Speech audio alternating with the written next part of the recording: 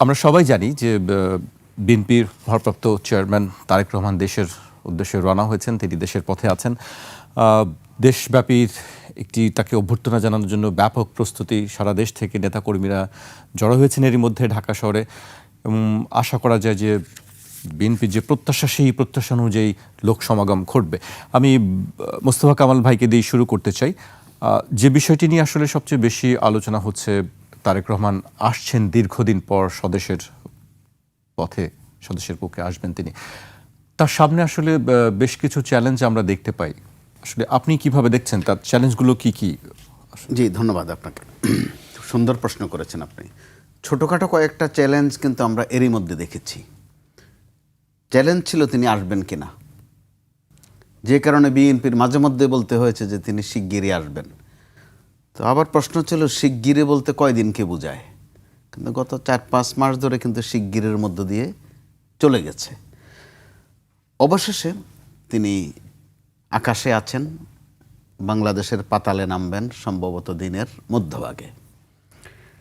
এখানে আবার আমরা ওই যে চ্যালেঞ্জের অংশ যেটা বললেন, একটা বৈপরীত্য দেখেছি।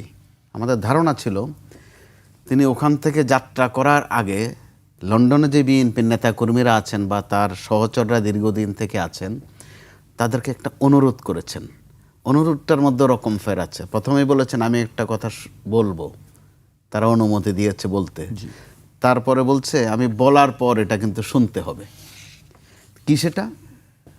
যে আমি যখন লন্ডন থেকে বাংলাদেশের উদ্দেশ্যে যাব, লন্ডন এয়ারপোর্টে আপনারা কেউ জমায়েত করতে পারবেন না, এটাতে নুইসেন্স ক্রিয়েট হওয়ার একটা আশঙ্কা আছে। আমাদের ধারণা ছিল যে বাংলাদেশও সম্ভবত সেটার একটা সীমিতকরণ করা হবে, কিন্তু বাস্তবতা হচ্ছে যে না, সেটা বাংলাদেশে করা যায়নি। ওইটার ফলো আপ যদি এখানে পড়তো, কারণ বাংলাদেশের বাস্তবতাটা ভিন্ন। তিনি লন্ডনে 17 বছর ছিলেন, এটা লন্ডনের জন্য ঘটনা না, আমাদের জন্য ঘটনা। আবার আমাদের এখানে 17 বছর পরে আসবেন, আমাদের জন্য কিন্তু বড় ঘটনা।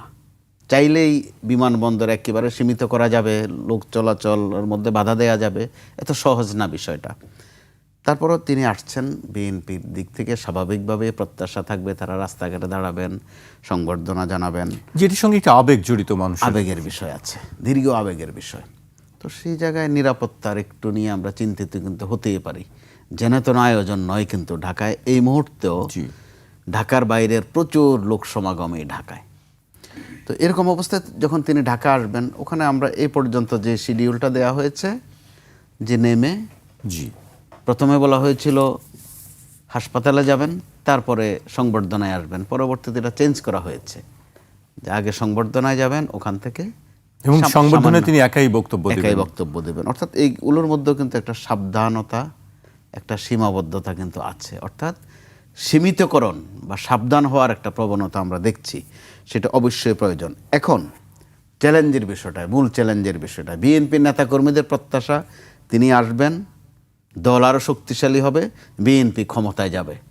তাদের সীমানার মধ্যে এতটুকুই তাদের ভাবনা। এর পাশাপাশি জনপ্রত্যাশার বিষয়টি আছে, জনপ্রত্যাশার যে বিষয়টা, এই বিষয়টা কিন্তু অত্যন্ত গুরুত্বপূর্ণ। শুধু ক্ষমতায় যাওয়া তার জন্য চ্যালেঞ্জ না, তার জন্য রক্তের উত্তরাধিকারের মতো দুটা বিষয় কিন্তু সামনে আছে। একটা হচ্ছে যে বাংলাদেশ দফায় দফায় কিন্তু বিভিন্ন সময়ে নানান ধরনের খাদে পড়েছে, অন্ধকার খাদে পড়েছে, আদা খাদে পড়েছে। ওখান থেকে তুলে আনার দৃষ্টান্ত বাংলাদেশে বিএনপির।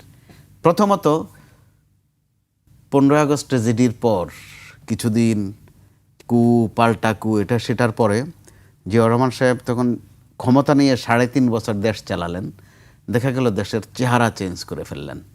শুধু চেহারাই চেঞ্জ করেননি, বাংলাদেশকে একটি স্বনির্ভর রাষ্ট্রের দিকে সিঁড়িতেও কিন্তু নিয়ে গেলেন। কোত্থেকে তুলে? খাত থেকে তুলে। যখন ছিল লুটতরাজ, হানাহানি, খুনাখুনি, মাত্র 3.5 বছরের, যেটা ঐতিহাসিকদের অনেকে, রাজনৈতিক বিশ্লেষকদের অনেকে বলেন সেটাকে ম্যাজিক্যাল। আর যারা একটু ধর্মাস্ত্রয়ী তারা বলেন যে আল্লাহর কোনো রহমত ছিল। খাত থেকে দেশকে তোলার দ্বিতীয় দৃষ্টান্ত তৈরি করেছেন বেগম খালেদা জিয়া। দীর্ঘ 9 বছর যখন এরশাদের স্বৈর শাসনে দেশের কাঠামোগুলো ভেঙে গেল, প্রতিষ্ঠানগুলো তছনছ হয়ে গেল, এক ধরনের হাহাকার, নৈরাজ্য যে কী হবে দেশটার, ওই সময়ে দেশটাকে কিন্তু খাত থেকে টেনে তুললেন বেগম খালেদা জিয়া।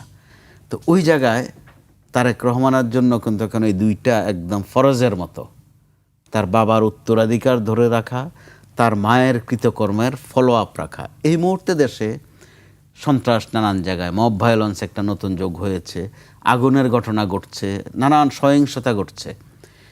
এই মুহূর্তে তারেক রহমান সাহেব যখন দেশে আসবেন, হয়তো তিনি এসেই তো আর ক্ষমতায় যাবেন না, বা ক্ষমতায় গেলেই সব করা যায় তা কিন্তু নয়।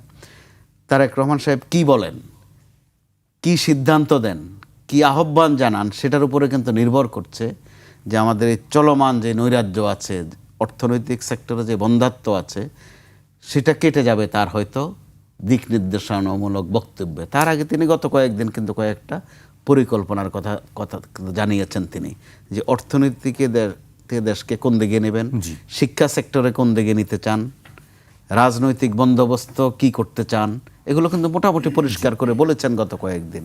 তো ওই জায়গায় মোটা দাগের চ্যালেঞ্জ, একদম নগদ চ্যালেঞ্জ, যেটা যে দেশে আসার পর থেকে বা পরদিন থেকেই যদি তার ডিরেকশনে, তার নির্দেশনায়, তার আহ্বানে আমরা এই বিদ্যমান বা চলমান যে নৈরাজ্যগুলো আছে, যে মব ভায়োলেন্স আছে, বিভিন্ন জায়গায় যে অবিশ্বাস আছে রাজনৈতিক দলগুলোর মধ্যে, সেটা যদি একটু উতরাতে থাকে একটু একটু করে, আমরা একদম ধারণা করতে পারি যে তৃতীয় দফায় বাংলাদেশকে খাত থেকে টেনে তোলার দৃষ্টান্তরা তার হাত দিয়ে হবে। জি, আপনার কাছে আমি আবারও আসবো। এই পর্যায়ে আমি আবু হেনা রাজ্জাকের কাছে আসতে চাই। আমরা শুনছিলাম বেশ কিছু চ্যালেঞ্জের কথা, তিনি বলছিলেন যে নির্বাচনের পরবর্তী চ্যালেঞ্জের কথাই তিনি, পরবর্তী এবং আগের কথাই তিনি বলছিলেন মোস্তফা কামাল। আপনার কাছে জানতে চাই আসলে নির্বাচনের আগের রাজনৈতিক চ্যালেঞ্জগুলো আসলে তার জন্য কি অপেক্ষা করছে? ধন্যবাদ আপনাকে আর আমার বন্ধুবর আলোচক কামাল ভাই, আমি তারে খুব ভালোবাসি, আর আপনার দর্শক শ্রোতা যারা আছেন। আসলে তারেক জিয়া সাহেব দীর্ঘ 17 বছর 16 বছর অ্যাবসোলুটলি দেশের বাইরে ছিলেন। এক টেলিফোনিক কন্ট্যাক্ট, সোশ্যাল মিডিয়ার কন্ট্যাক্ট, ভার্চুয়াল মিটিং, এছাড়া কোনো ফরমেশন, কোনো যোগাযোগের মাধ্যম তার জন্য ছিল না। ফিজিক্যালি গিয়ে দেখা করা, they are very few in number. মানে এত বড় একটা দলের হার্ডলি আমার কাছে মনে হয় ঢাকা থেকে গিয়ে দেখা করা, আমি 17 বছরে কয়জন করছে আমি ঠিক জানি না, 2,500-5,000 করতে পারে, সেটিও কম, সেটিও সীমিত। আর দ্বিতীয় কথা হচ্ছে যে আমরা আমাদের ঘরে থেকে আমাদের ঘরটা ঠিক রাখতে পারি না। সুতরাং আপনি কেউ যদি বলে যে 16 বছর বাইরে থেকে তার দল সম্পূর্ণ ঠিক আছে, আমি গ্রহণ করব না। যদি থাকতোই উনি না আসলেও পারতেন, আমি ওই অর্থে বলছি, না আসলেই পারতেন, ওইখানে বেশি ইলেকশন করেন না, হি হ্যাজ দ্য রাইট, কথার কথা বলছি। তো সেই জন্য সুতরাং তাকে আসতেই হবে ঘর গুছাইতে হইলে। আর ঘর গুছানোর প্রশ্ন মানি হলে কিছু ইনডিসিপ্লিন বিষয় এখানে আছে। আমরা ইতিমধ্যে দেখছি বিএনপির বিভিন্ন দায়িত্বশীল নেতার নানা রকম বক্তব্যে মনে হয় যে তাদের ভিতরে কিছুটা ফ্যাকশন আলাদা আলাদা আছে। সেটাকে একটা জায়গায় আনতে হলে অবশ্যই তাকে আসতে হবে।